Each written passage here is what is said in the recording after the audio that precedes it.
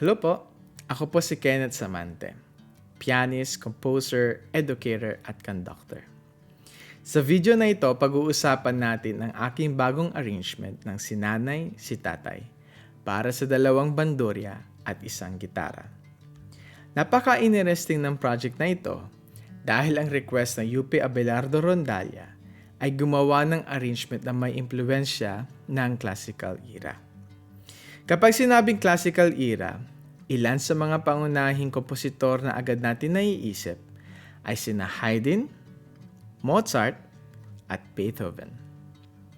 Isa sa mga hamon sa akin ay kung paano makakalikha ng makulay at interesting na texture gamit lamang ang 3 instrumento. Dahil limitado ang ensam, kailangan kong pag-isipan kung paano mapapanatiling engaging at dynamic ang musika mula simula hanggang dulo. Ngayon, panoorin muna natin ang performance ng UP Abelardo Rondalia o mas kilala bilang UP Aberon.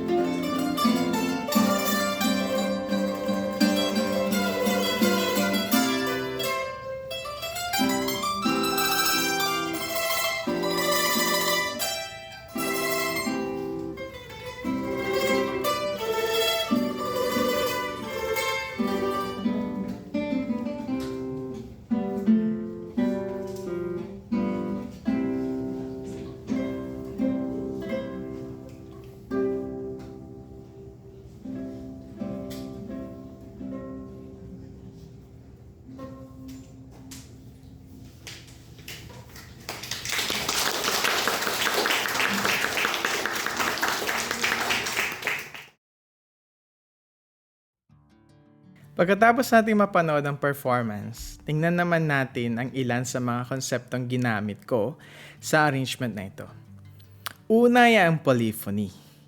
Ang polyphony ay isang musical texture kung saan dalawa o higit pang independent melodic lines ang sabay-sabay na tumutugtog. Katulad po nito na nakikita ninyo dito, yung bandurria 1, bandurria 2 at guitar. Meron silang independent lines. Nakikita natin yan dito sa score. Pero even though they are independent to each other, they complement each other to create music.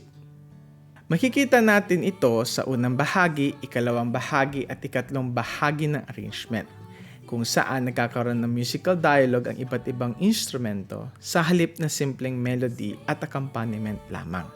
So ito yung unang bahagi niya, ibig sabihin ito yung first section ng kanta at natapos siya dito sa rehearsal A. So nakita nyo dito sa rehearsal A, nagbago yung representasyon. Pero still independent lines sila dito sa rehearsal A. Ito yung pangalawang representasyon at dito naman sa B, rehearsal B, ito yung pangatlong representasyon. Ngayon, ang pinagkaiba nito from the rest, the first and the second representation, dito, pinagpalit ko. Yung bandurria 1 yung nagme-melody, nagkikerry na ng melody. The guitar still has his own melodic line. Ang interesting dito is yung bandurria 1. Look at the bandurria 1. Ano siya, mahaba yung kanyang note values, tremolo siya. And meron siyang independent line na sumasagot dito sa main melody ng bandurria 2. Di ba? Katulad nito, nung nag-rest yung bandurria 2, pumasok ito. Da da da da da. Then pumasok siya, yung bandurria 1. Patuloy pa rin yung melody. Pero this is a very important melodic line, melodic independent line mula sa bandurria 1. No. So nakaka-create siya ng dialogue between two instruments. Ang galing ano? Para sila nag-uusap. No? So yun yung isang napakagandang technique na pwede natin ma-achieve mula sa polyphony. Pangalawa ay ang mazurka. Ang mazurka ay isang Polish dance na nasa triple time o 3/4 meter. Ang kakaiba rito ay hindi laging nasa unang beat ang diin. Kadalasan ang accent ay nasa ikalawa o ikatlong beat. Kaya nagkakaroon ito ng natatanging galaw at karakter kumpara sa isang ordinaryong waltz. Ang rhythmic character na ito ay isa sa mga elementong ginamit ko upang magbigay ng variation sa arrangement. So balikan natin yung unang representasyon. Ayan. Kitang-kita sa score, di ba? Ito yung 1. Then, we have 8 notes, group of 8 notes, then 1. Quarter note, then group of 8 notes ulit. So, nakitang-kita sa score sa gitara na ito yung downbeat. Ito yung diin. Okay? Ngayon, dito sa pangalawang representasyon, pinalitan natin siya. Nilagay natin yung diin ngayon sa pangalawang beat. So, ginawa ko siya sa pamamagitan ng paglalagay ng accent, no? Yan. Para malinaw sa player, sa mambabasa, sa mag-a-analyze ng pyesa na ito yung gusto kong diin, di ba? Kahit yung material niya hindi talaga siya Polish folk song, no? Pero yung style niya is parang mazurka. So sa pamamagitan nitong mazurka style na to, na iiba natin or mas nalalawakan natin yung possibilities ng pag-compose with a triple meter. Na hindi pwedeng hindi lang pala downbeat yung first beat, pwede pa lang third beat, yung may diin, pwede pa lang yung pangalawang beat, na? Ang pangatlo naman ay ang rhythmic diminution. Ito ay ang isang technique kung saan pinapabilis ang rhythmic values ng isang melodic idea. Halimbawa, kung quarter notes ang gamit sa simula, maaari itong maging 8 notes o 16 notes sa mga susunod na bahagi. Nakakatulong ito upang makalikha ng mas mataas na enerhiya at momentum. So, saan ko nilagay yung diminution? Actually, itong technique na ito is meron ka kasing melodic idea. Let's say, Sol, Fa, Mi, Re, Do.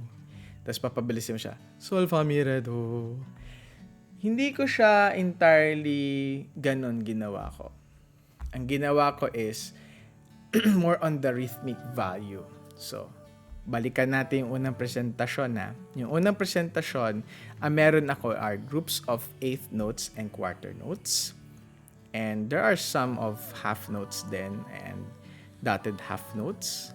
Pati sa pangalawang presentasyon, ganun din, puro eighth notes na. Pagdating naman dito sa pangatlong presentasyon, yan, may ano na tayong dotted half notes. Pero, unti-unti ko na ditong pinapalabas yung tinatawag natin na 16 notes dito sa pangatlong presentasyon. Pero suldot lang, hindi bumababad, no? Kita nyo? Tan, tatatatarat, tatatatarat, tatatatarat, tatatatarat. So, ganun yung kanyang yung estilo ko dyan. So, hindi ko siya binababad, no? Hindi ko binababad siya. Pero inintroduce ko na siya sa pangatlong presentasyon. Tapos yung pagpasok ng major key dito, nawala, no? Nawala yung 16 notes. Pinagpahinga ko yung tenga ng tao sa pakikinig ng 16 notes para ma-refresh yung tenga pagdating dito sa rehearsal D. Dito ko binabad ng 16 notes yung pyesa.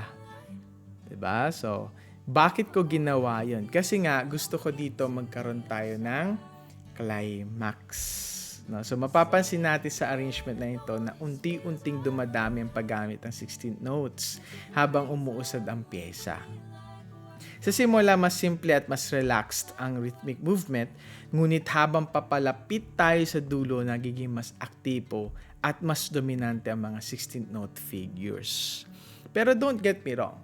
Pwede din naman na ang climax natin is hindi siya bumibilis. Pwede naman siya ay pumabagal, which is the opposite of diminution, augmentation. Pero in this particular arrangement, hindi ko siya ginamit. At yung pinaka-climax natin, dito siya sa rehearsal, ito yung mga running notes. So, pati yung Bandurria 1, Bandurria 2, nagra-running notes na siya dito. Yan. Yan yung ginamit ko para magkaroon ng climax yung pyesa. Ginamit ko ang technique na ito upang makalikan ng pakiramdam na pag-usad at unti-unting pagtaas ng tensyon. Dahil dito, mas nagiging kapanapanabik ang pagdating ng climax as mas malinaw na nararamdaman ang tagapakinig ang direksyon ng musika.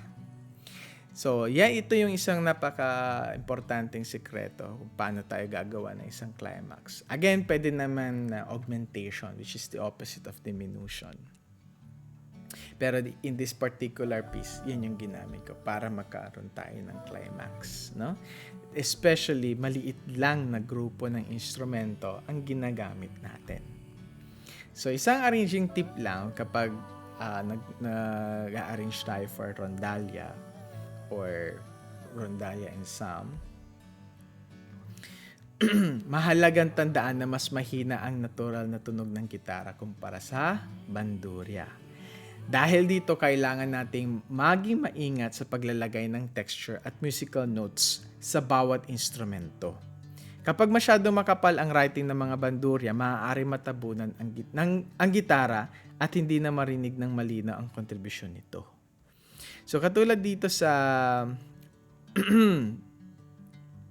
yan, dito sa rehearsal sila, kita niya? So, bumababad yung gitara kasi siya yung binigyan ko nung melody eh. Pero yung Bandurria 1, Bandurria 2, mahina lang sila. At hindi lang yan dahil naglagay ka ng soft, sempre più espressivo, piano. Hindi lang dahil dun yun. Pero bagkos, nakikita sa score na sumusuldot lang sila. Tapos senza, tremolo. Ibig sabihin without tremolo. Kasi pa nag-tremolo yan, ay grabe. Maaagaw pansin yung gitara. Okay? So, yun yung isang mahalagang tip na may bibigay ko sa inyo pag kayo ay mag-arrange for rondalya. Isa itong paalala rin sa atin na huwag tayong lubusang umasa sa VST o sample libraries kapag nag-arrange. Magaganda silang gabay, ngunit hindi nila ganap na nare-representa ang natural na sound production, projection at balance ng mga tunay na instrumento. Maraming salamat sa panonood. Sana ay may napulot kayo mga ideya tungkol sa polyphony, mazurka at rhythmic diminution. At kung paano ko ginamit ang mga konseptong ito sa arrangement na ito ng sinanay si tatay. Kung interesado kayo sa arranging, composition o rondalya music, huwag niyong kalimutan mag-like, mag-share at mag-subscribe. Hanggang sa susunod na video. Salamat!